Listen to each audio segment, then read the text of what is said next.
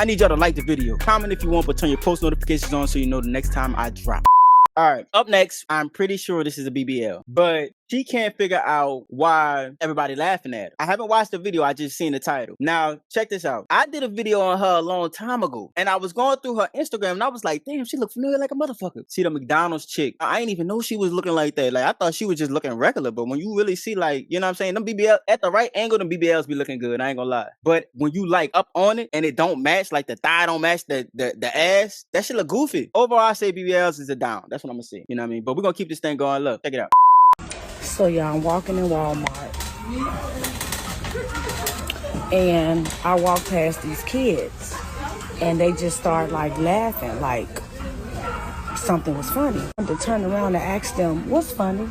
Because kids always laugh when I walk past, like, what's funny to y'all? Excuse me. No, I'm talking. Come here. Yeah, I just want to ask you something. I'm not mad. Oh, where your grandma? I don't want to get you in trouble. So, question. I just want to ask y'all, because I know a lot of kids, you know, they laugh at my butt, but I'm not a kid, so I don't know what would make them laugh. Can you tell me what made you laugh? I just want to know from a kid's because I'm not a kid, so I just don't, but a lot of kids do that. I don't know what would be funny about it. I don't know, it's just like, it's like big for your size. Oh, okay, so that makes sense. That makes sense. I appreciate you. Thank you so much. You're welcome. Take care of yourself, okay? Thank you, baby. Thank you. That helped me out a lot. You gotta think women really be that damn insecure, man. Like, she really had to walk up and ask this kid that, and it's like, it's a fucking kid. But anyway, if I had to rate that BBL, like on a scale of 1 to 10, 10 being perfect, like you can't even tell us a BBL, like damn, like you would have to tell, and 1 being like, god damn, what the fuck was you thinking? Like, you got a bargain BBL and that shit does not look good. I give her a solid like 6. I ain't gonna lie, bro. I'm a real sometimey ass nigga. Like, I'ma always, you feel what I'm saying, be in your corner and all that. But I don't like people every day. Dead ass. You might, you know what I'm saying? I might wake up and I don't want to talk all day. Leave me alone. But I still love you though. But I don't want to talk today. I'm gonna talk to you tomorrow, but I still love you though. If you need some money or something, just call me. But I ain't, you know what I'm saying? I'm one of them type niggas. I like to just. Bruh, I'm the exact same fucking way. It take energy to deal with people, you know what I mean? And so even though you fuck with everybody and everything like that, but sometimes you just gotta like lock in and block the world out. And if you able to do that, then you able to accomplish anything. So I really understand where he coming from. A lot of niggas make excuses for not showing up for niggas that show up for them. And I don't fuck with that, bro. If I can show up for you in a way you wouldn't show up for me, I want you around me. It be a lot of niggas that move like that, and we be looking for validation in these people, not even just relationships, bro. We be looking for validation in these people, and we don't get it, and that hurt. I've been on the other side of that, where you do anything and everything for a motherfucker that they wouldn't do for you, and they're leaning on the excuses that's not for me. But you would do that for a nigga that had the right opportunity for you, though. If the right opportunity presented itself and you know you can get something from it, you would do that. I don't fuck with that, bro. So when we talk about creating these safe spaces, we got to create the safe spaces first for us within ourselves. We got to set the boundaries, and we got to know what we can and cannot deal with. We set them safe spaces, because guess what? What's going to happen is you don't have no boundaries for yourself. You're going to continue to allow everybody in your space. And then when you need them, you're going to reach out to everybody that's in your space. They not going to show up for you how you showed up for them. And that's going to hurt. And that's the easiest way to get your heart broken. Yeah. So like when we talk about creating safe spaces, only you can create that safe space. It ain't for me as your friend to create that safe space. It ain't for me as your associate to create that safe space. It's for you to create that. Because guess what? I got niggas in my life now to this day that I know I can reach out to because I put them in my life. I got niggas in my life today that I know I can call and they'll show up for. I ain't got a second guess. But it wasn't like that all the time. It was a time in my life where I had so many people in my life that I was just helping. And I wanted to help reciprocated, but they wouldn't help. And I would get upset. Now I don't even allow them type of people in my life. I had to understand the difference between friendship and work relationship. Yeah. This is something that I had to learn. It's friendships and it's working relationships. And not every working relationship got to be your friend. And I had to be okay with that. And I stopped trying to get every working relationship to be my friend, because I understood what that was doing to me. And that was going to drive me crazy. So now I keep my friends with my friends. And my working associates and relationships, I keep them over there. because they both can be utilized just in different spaces. I ain't gonna lie, man. That's what being introverted is a superpower, because my whole thing was like kind of opposite. You know what I mean? Like, I had to go out and talk to people because I didn't need nobody for shit. I got my day ones, don't get me wrong. I got my day ones, but I really don't need nobody for nothing. I'm very self-sufficient. I'm saying, God, I don't want to be hateful, because I'm not hating white people. I'm starting to hate black people for how they do one another. I'm starting to hate these niggas that'll shoot up a 93-year-old woman's house and it's the wrong house. I'm starting to hate these niggas that got this 15-year-old kid came in claiming blood, but when it's time to bury him, ain't no blood, got no money for the funeral home. I'm starting to hate these niggas. Now they rapping about killing niggas, smoking. So I'm starting to really have a hate. And the internet became my outlet, because in the shower I would pray and say, God, please don't let my heart become hardened toward my own people. That was my prayer in secret. But I come online and say, I hate you bitch ass niggas. But I don't hate you. I'm just saying some shit. But in secret, I'm praying not to hate you niggas. So it's the response of the people. He be saying some tough shit, man. He be saying what need to be said because, you know, it's like the best kept secret. Yeah, you see the thing about some of these women? Yeah, some of these women they gonna do vindictive stuff. They gonna play retaliation games. They gonna play spiritual and mind games, trying to draw you in their net and web so they could devour you like a black widow spider, like a praying mantis. They gonna play them type of games on your behalf. They gonna try to test you and see if you slow. Not all women, just some of these women will try to test you as a man, and that's not the type of woman that you need. And that's not even the kicker, though. The kicker of this whole situation is when you catch her in what she's doing and address it, she's gonna act like a child that wasn't taught right. She's gonna play the victim role. She's gonna start making attacks at you and saying you this and you that to let your guard down. She's gonna start attacking your defense.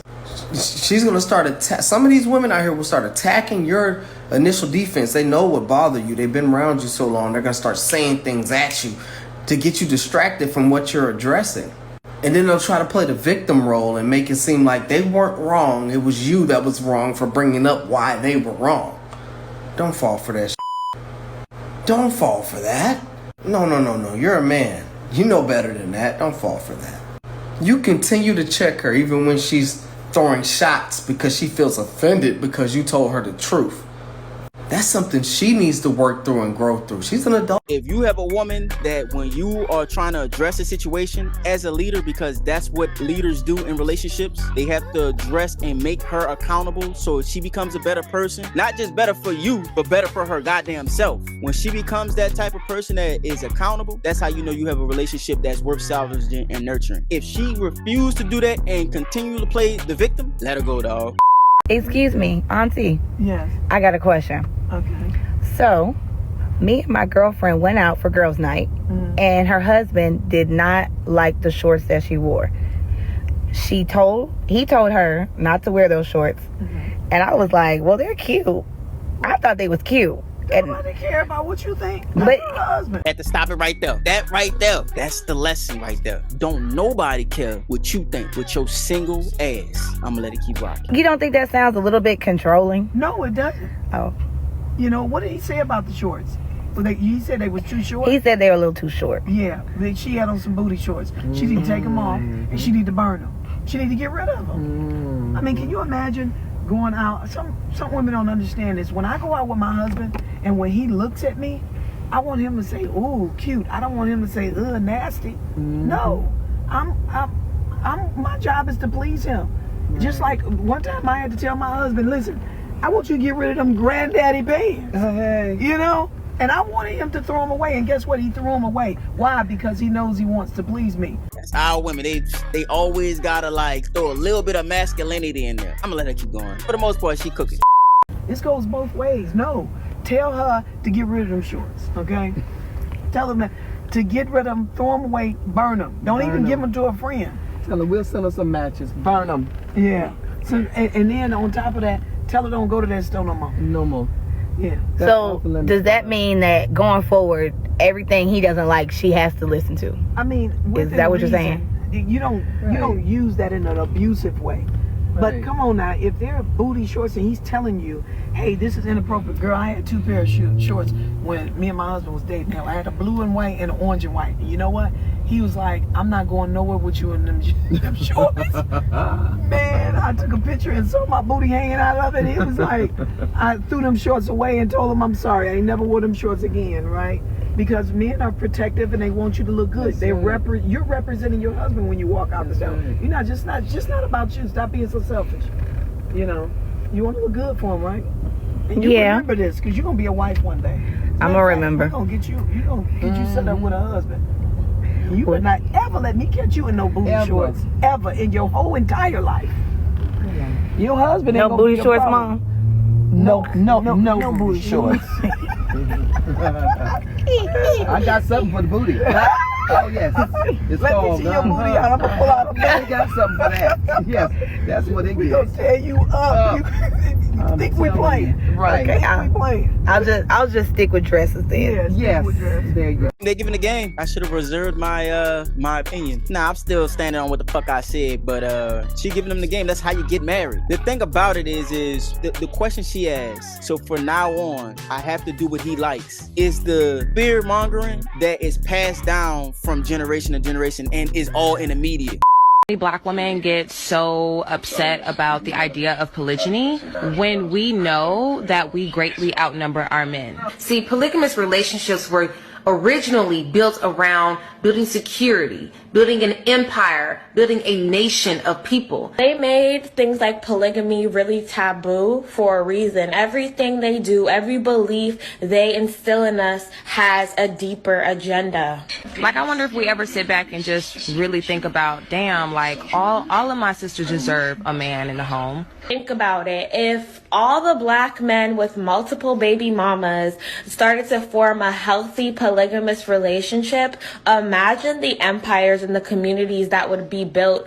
If you brought 2 women together who both had really good stable jobs, plus that one man, which is the king, which is the leader, who also had a good job, you have 3 financial incomes in one household. Instead of having baby mama drama and having a bunch of black people pinned against each other. Do we ever think about, well, what's best for the community? Like, what's best for the children of the community? One of our bigger problems is that all of us don't think on a collective level. You have to have that mindset to step into a polygamous relationship. You have to look at the bigger picture. You have to be willing to build a village, build a community, build wealth. And I do believe that monogamy for a lot of black men is unnatural.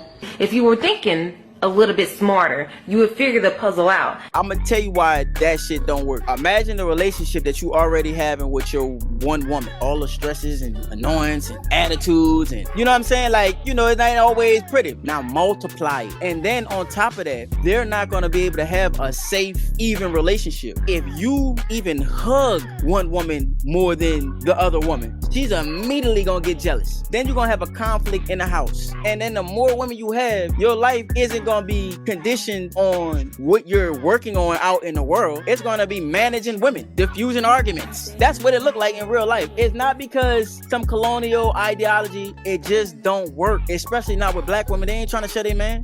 Get to where you want to be at is not gonna be easy at all, and none of this is easy. They gotta see the whole come up. People think my blow up was fast, but this took a minute. People don't want to generally work. That's what's gonna separate you from everybody else. Yes. So you gonna put the hours in to work. I was in college, laptop, everybody going to parties, my bum ass external drive hanging out the laptop, editing the video. Just walking past the common room like, what you doing in here? And I'm like, I'm editing. I record the video, edit the video, 5 minutes before class, upload that. The class is all the way across the other campus. I upload, make sure I upload, and I'm sprinting across the campus to go to my class, go to the class, and that video probably flopped. People think everything gonna be easy too, like numbers, don't worry about the numbers. I post so much videos that don't flop that they ain't get me nowhere, but it's just adrenaline of working. I think that's why I'm so on top of my game, because I don't give a how much money I get. I don't give a how big I end up being.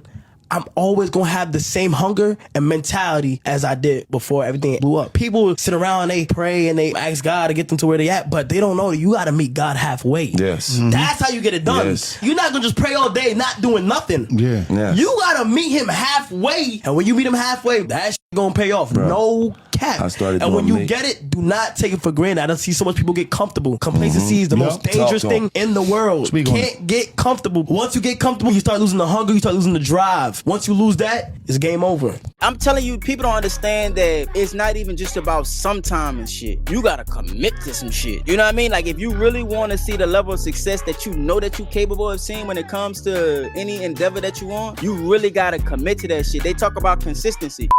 Everybody shut the fuck up. Hey, shut the fuck up. Let me tell you something right now. I need y'all to like the video. Comment if you want, but turn your post notifications on so you know the next time I drop.